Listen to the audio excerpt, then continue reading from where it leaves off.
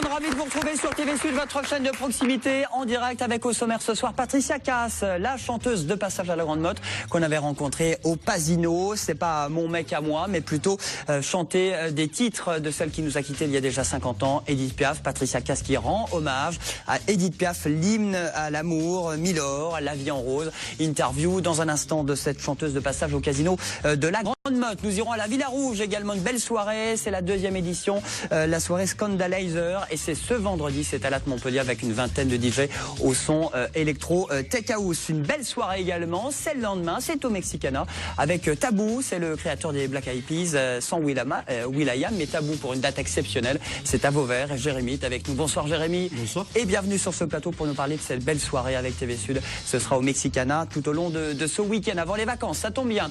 La chronique Marie Nostrum, chronique mère avec Patricia. Bonsoir Patricia. Bonsoir Julien.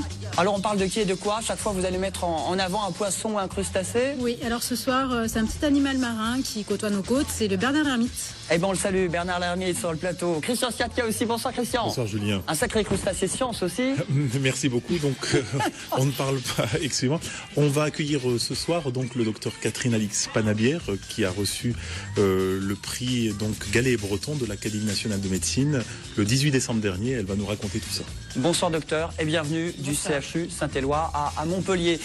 Notre invité fil rouge ce soir, il fait régulièrement l'étonnement des badauds entre la Comédie, la place de l'Europe, quartier Antigone. C'est notre invité ce soir, l'invité fil rouge. Merci de l'accueillir, de l'applaudir avec ses chiens. C'est Kangli. Il est là Kangli, bien accompagné aussi. Bonsoir. Pesquedo et Mia. Bonsoir monsieur. Bonsoir. Habitant de Montpellier. Démonstration dans un instant. Mais d'abord les titres.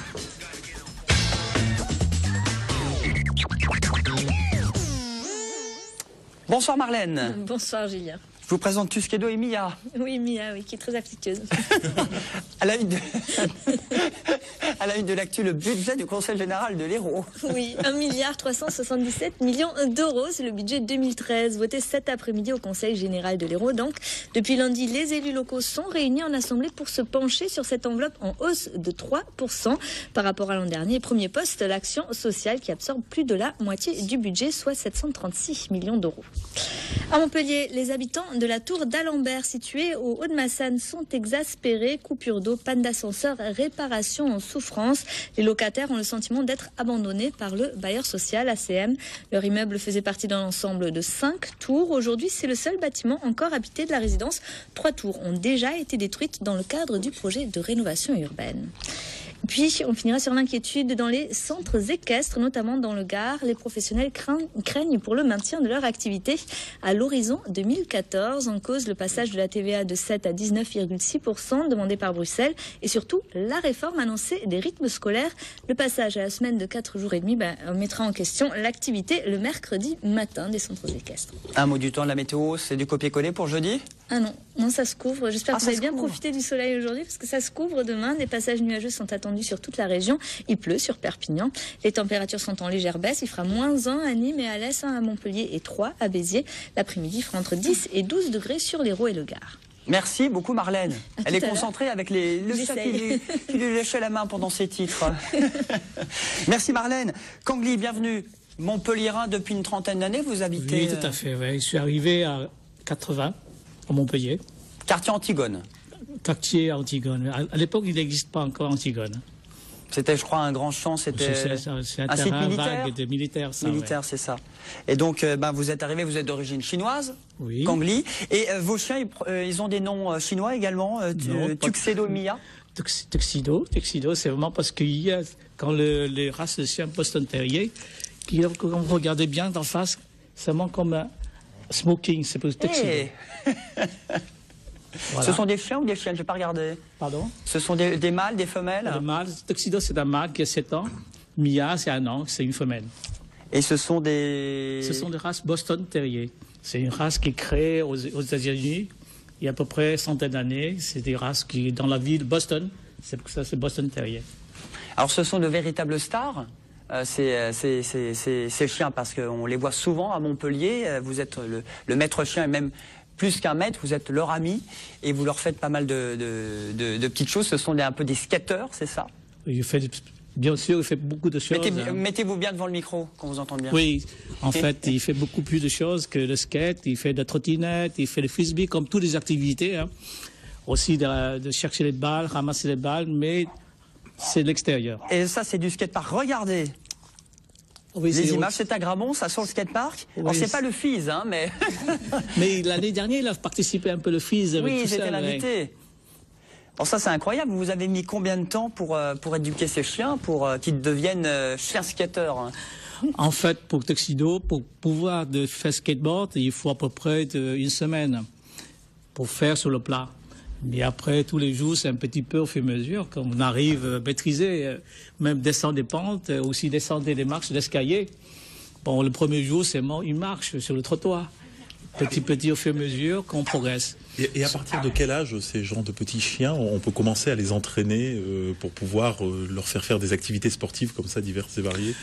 Ce qu'on pourrait faire, c'est de dire que d'abord, il faut apprendre les chiens, tout ce qui est des ordres principaux, assis, couché, ne pas bouger, de marcher en laisse, etc.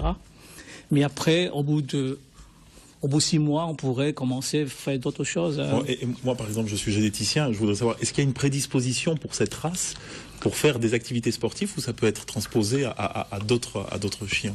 Bien sûr, on peut tout faire avec tous les chiens. Hein. Oui. Je dis qu'il n'y a pas vraiment une race particulière pour faire les chiens. C'est sûr, c'est plus facile aujourd'hui de demander à un grand chien de faire le skateboard. C'est beaucoup plus difficile parce que le skateboard, il faudra un peu plus grand. Il faut plus grande.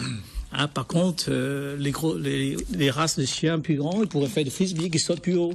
Par contre, c'est plus difficile pour les petites races de chiens qui sautent. Mais ils font du frisbee eux aussi. Ils font du frisbee. Ils font pas que du skate, ils font de la trottinette. Trottinette et aussi toutes les activités à l'extérieur. Hein, mais si c'est possible, pourquoi pas un jour je ferai le ski. Docteur, vous aviez déjà vu ces chiens et Kang? Non, sur la jamais. Comédie, on vous croise souvent? Non, jamais. En tout cas, ils sont adorables. Mais pourtant, ça fait déjà plus de 6 ans hein, que Tuxedo a pratiqué le skateboard. Alors, d'où est venue cette idée aussi? Parce que vous bossez, vous êtes informaticien à Montpellier. Et c'est quoi cette idée? Vous aviez eu vos 2 chiens. Je crois qu'on vous a ramené des clickers des États-Unis. Expliquez-nous. En fait, il y a à peu près l'an 2006, et notre fils qui vient des États-Unis passer les vacances d'été, il a ramené Tuxedo. Et en même temps, il m'a ramené un petit kicker. Un kicker, c'est un petit appareil là. On fait petit son, c'est un kicker. Et le kicker, c'est un outil qui permet d'éduquer les chiens avec la façon renforcement positif. Alors, bien sûr, avec le kicker, c'est le premier chien que j'ai. Alors, sur ce moment-là, je cherchais sur l'Internet comment utiliser cet outil-là. C'est sur l'Internet, il y a vraiment beaucoup d'informations d'expliquer comment apprendre un chien avec le kicker. C'est une méthode de renforcement positif. On ne punit pas les chiens. C'est-à-dire que... Il y a une petite récompense. Toujours récompense. C'est-à-dire que premier jour, ce qu'il faut faire, c'est dire qu'on fait un cric, on donne la nourriture. Le chien, le retenu, c'est-à-dire après le cric, il y a la nourriture qui arrive, la récompense qui arrive. C'est sur l'Internet, en fonction de ça, c'est là que j'ai découvert aux États-Unis, parce que c'est vraiment une méthode très développée aux États-Unis. Et j'ai découvert aussi les Américains font le skateboard avec le chien. Et j'ai dit, pourquoi pas moi? Et ça fonctionne. Et ça fait le buzz aussi, parce que je crois qu'il y a eu la chaîne Gulli, il y a une télé allemande qui est venue faire un tournage. Vous avez fait les chiens ont fait aussi une vidéo sur Internet pour, je crois, Louis Nicolin, pour les poubelles, c'est pas ça? Oui, on a fait pas mal de choses. Pour les jeux, c'est pour les jeux, hein, c'est plus qu'on joue avec le chien, plus on améliore la relation. Je préfère avoir un chien ami qu'un chien soumis. Voilà, ben voilà. Une petite démonstration? Alors, on n'a pas de skate et de trottinette. C'est difficile de faire de skateboard. Hein. Mais alors que j'ai essayé de faire avec Tuxedo. À Tuxedo, je demande de sortir la langue. Attends, assis, Tuxi. Alors, miam miam. Miam miam, Tuxi. Tuxi. Miam miam. Voilà. Miam miam. Je ne sais pas si vous voyez. On a vu de l'autre côté. Ah, voilà. Tuxi. Miam miam. Alors. Donc, miam miam, il sort la langue. Il sort la langue. Ou bien je fais demander, gratte tes oreilles. Tuxi, assis. Quatre oreilles. Allez, 4 oreilles. Oh. 4 oreilles. C'est bien taxé. Il vous écoute comme ça tout le temps. Je fais toujours imaginer des choses pour créer. C'est une sorte de communication avec mes chiens. Est-ce que vous leur apprenez toujours plus chaque jour, un nouveau mot? Tous les jours, un petit peu. C'est chaque séance à 5 minutes, hein, pas plus. C'est vraiment un jeu pour eux. Patricia, qu'est-ce que vous en pensez? Vous, c'est les poissons, mais... Alors nous, c'est un peu plus difficile. Hein. Avec les poissons, c'est un peu moins affectueux. Et puis, mais on fait du training. Ça existe. Et avec la même technique, avec le kicker, là, voilà, exactement. On arrive à faire du training avec les raies et de la même manière. Des requins aussi. Ça doit être moins évident de demander à un poisson quand même de rapporter le journal. Hein. Non, ça n'en fait pas encore. Surtout un requin, ça a l'air tendu, hein, je crois. Hein. Non, ça va, mais c'est vrai. Disons, les Américains ont essayé quand même, pas avec le kicker, avec le poisson, l'aquarium, avec le laser. Avec le laser, la lumière, pour éduquer les poissons. Alors tout ça, vous le faites bénévolement? Vous demandez rien en échange quand on vient vous voir? Parce que c'est vrai que vous faites ça... C'est votre passion, mais l'intérêt, c'est de faire découvrir aux Montpelliérains, aux passants. C'est une façon de partager ce qu'on sait faire avec les chiens, pour aussi promouvoir comment éduquer les chiens sans punir, sans punition. Pas de contraintes physiques. On va terminer par une image de la Saint-Valentin, la fête des amoureux. C'était quoi déjà la semaine dernière? C'est pas si, regardez-les tous les deux là. Ça fait le buzz également sur Internet. Ils sont pas mignons? Ils n'ont pas mérité leur petite récompense? Bien sûr. Combien de temps ça vous a pris de... Ça, c'est vous qui l'avez filmé? C'est à peu près un mois pour le faire. Tous les jours un petit peu. Hein. Et puis on arrive au final, on apprend, oh là là, c'est l'amour fou. Alors, je montre aussi à Mia, attention. Alors, cache-toi, Mia, cache-toi. Allez, Mia, allez, cache-toi. Il est à fond, Kangli, hein, avec ses chiens. Voilà, c'est bien, cache-toi, Mia. Mia, cache-toi. On laisse les chiens 2 minutes? Voilà. Et on passe aux poissons. La chronique tout de suite.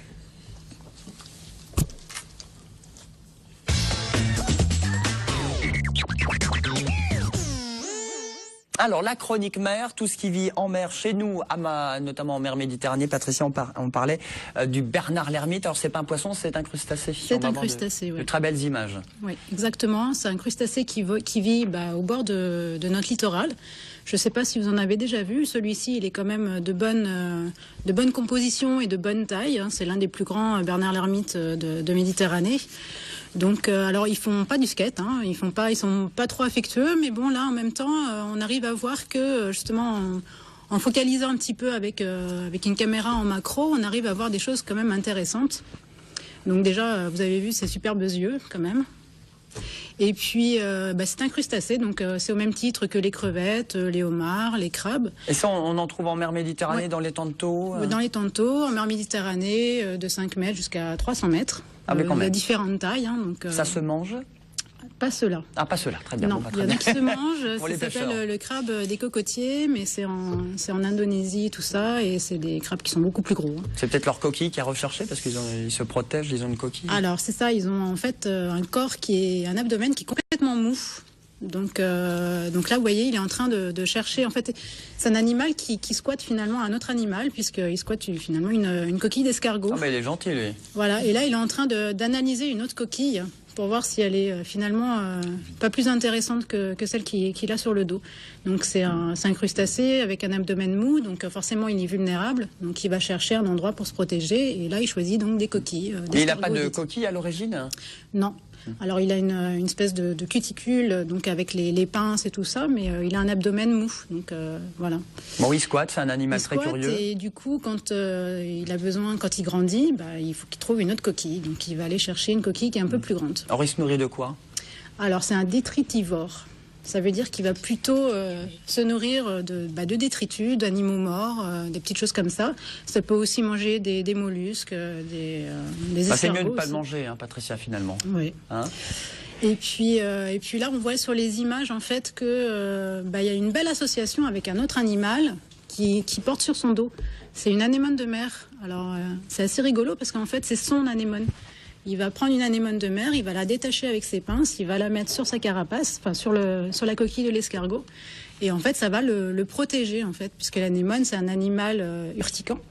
Donc les prédateurs qui s'approchent un petit peu trop près de lui, voilà, ça ils sont piqués par l'anémone. Et sur les images aussi, juste avant, on voyait justement des petits fils comme ça. Donc ça, c'est quand il y a une agression, l'anémone, elle va lui jeter des petits fils urticants aussi. Et ça, on en trouve sur le rivage ou vraiment dans les profondeurs, sur le littoral? De 5 mètres jusqu'à 300 mètres. Donc on peut en trouver 300 mètres, ça commence. Voilà.